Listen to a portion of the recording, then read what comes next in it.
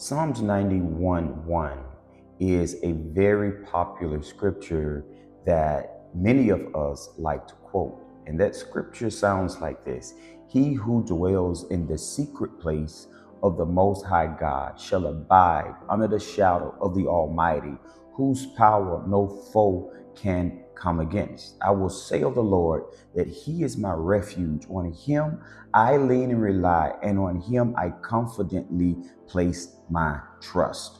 I must add this disclaimer that my quoting of that scripture were several versions into one.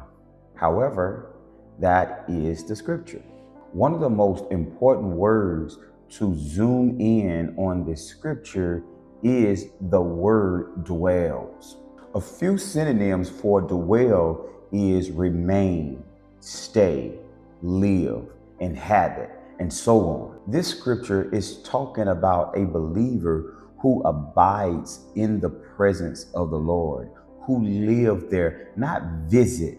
Our stability and our protection of the Lord comes from that place of living there, that place of just abiding in His presence.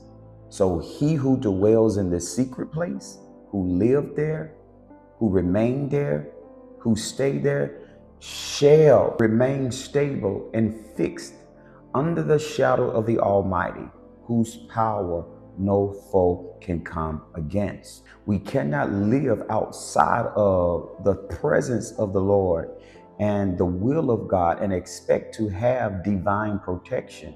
It doesn't work that way. But those who dwells are those who are kept.